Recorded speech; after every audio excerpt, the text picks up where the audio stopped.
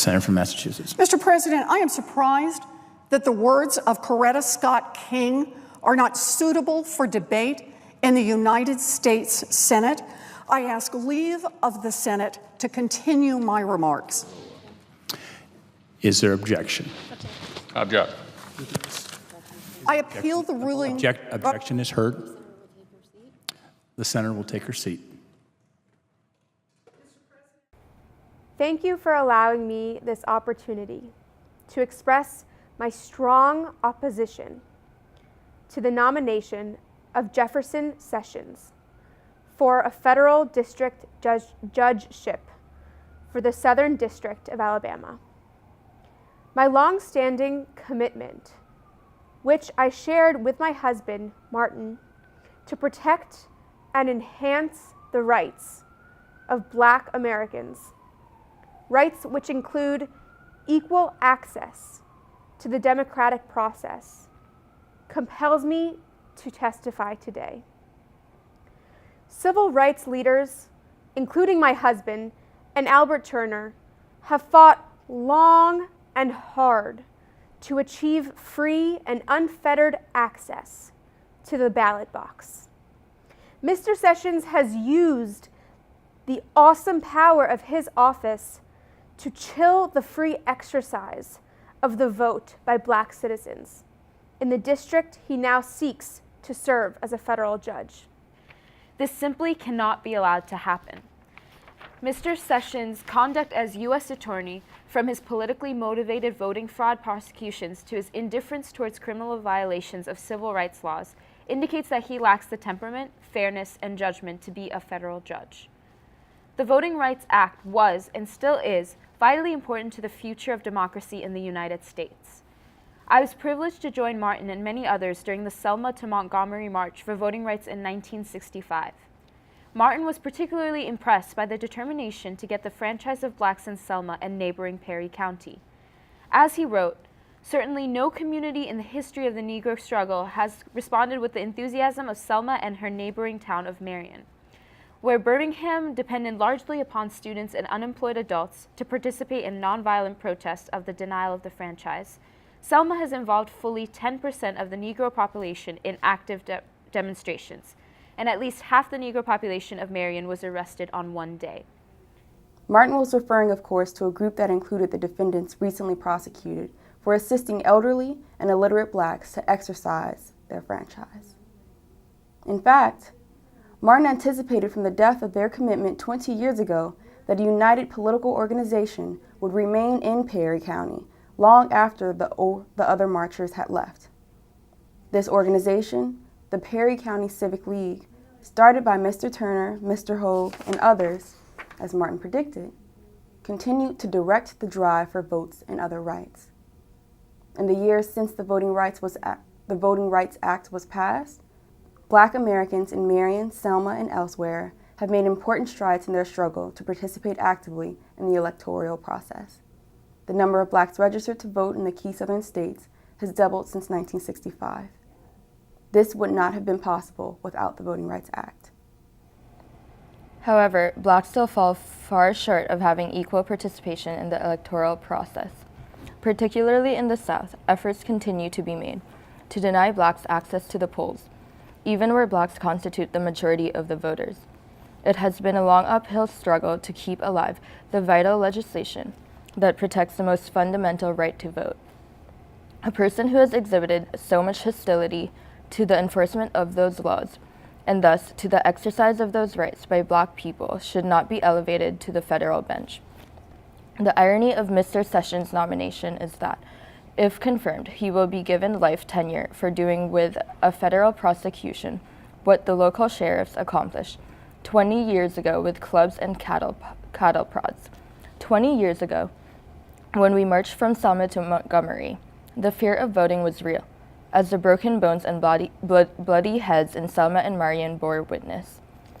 As my husband wrote at the time, it was not just a sick imagination that conjured up the vision of a public official, sworn to uphold the law, who forced an inhuman march upon hundreds of Negro children, who ordered the Rev. James Bevel to be chained to a sick bed, who clubbed a Negro woman registrant and who callously inflicted repeated brutalities and indignities upon nonviolent Negroes peacefully petitioning for their constitutional right to vote.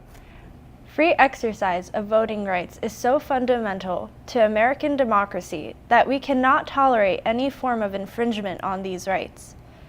Of all the groups who have been disenfranchised in our nation's history, none has struggled longer or suffered more in the attempt to win the vote of Black citizens. No group has had access to the ballot box denied so persistently and intently. Over the past century, a broad array of schemes have been used in attempts to block the Black vote.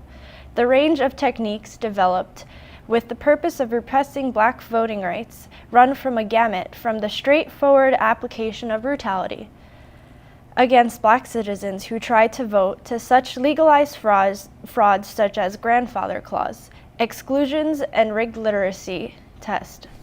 The actions taken by Mr. Sessions in regard to the 1984 voting fraud prosecutions represent just one more technique used to intimidate Black voters and thus deny them this most precious franchise. The investigations into the absentee voting process were conducted only in the Black Belt counties where Blacks had finally achieved political power in the local government. Whites had been using the absentee process to their advantage for years, without incident. Then, when Blacks, realizing its strength, began to use it with success, criminal investigations were begun. In these investigations, Mr. Sessions, as U.S. Attorney, exhibited an eagerness to bring to trial and convict 3 leaders of the Perry County Civic League, including Albert Turner, despite evidence clearly demonstrating their innocence of any wrongdoing. Furthermore, in initiating the case, Mr. Sessions ignored allegations of similar behavior by whites, choosing instead to chill the exercise of the franchise by Blacks by his misguided investigation. In fact, Mr. Sessions sought to punish older Black civil rights activists, advisors, and colleagues of my husband, who had been key figures in the civil rights movement in the 1960s.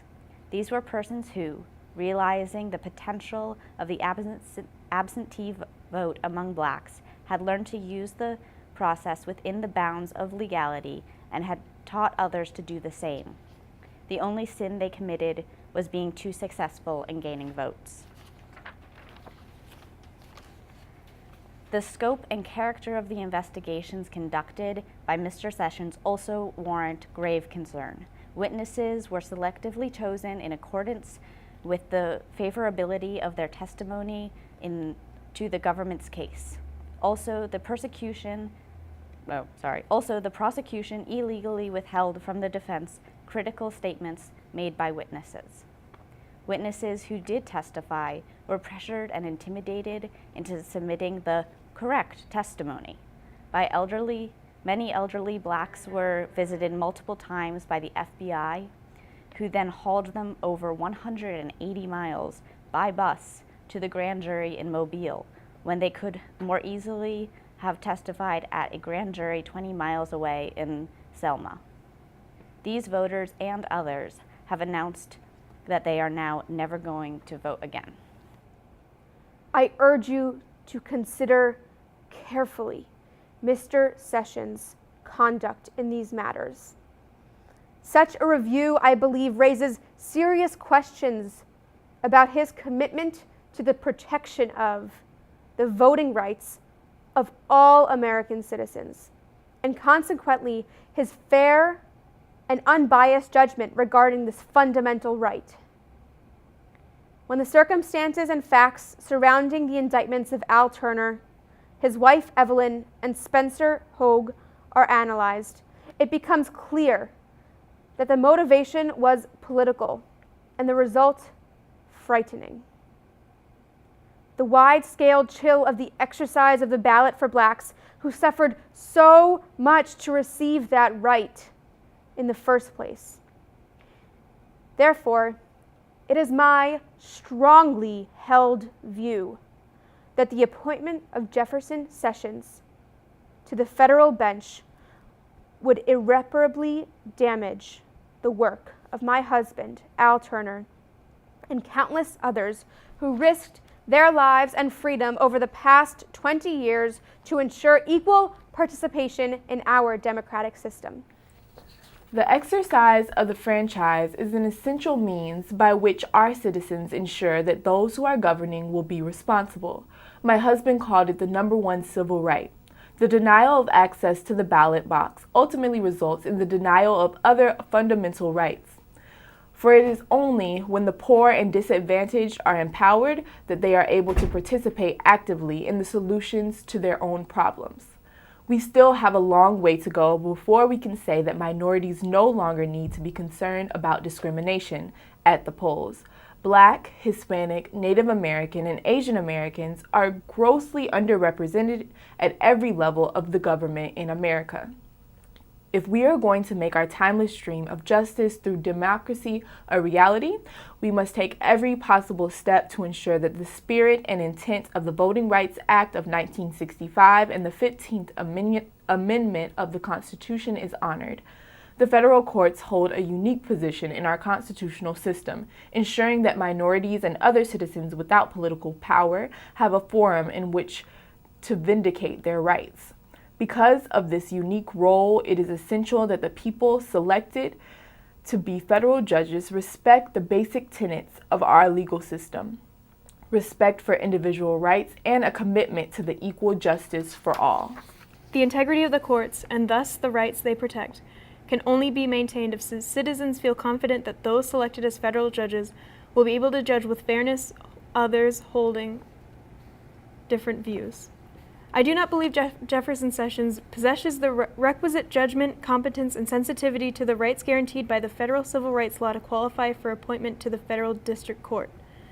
Based on his record, I believe his confirmation would have a devastating effect on not only the judicial system in Alabama, but also the progress we have made everywhere towards fulfilling my husband's dream that he envisioned over 20 years ago.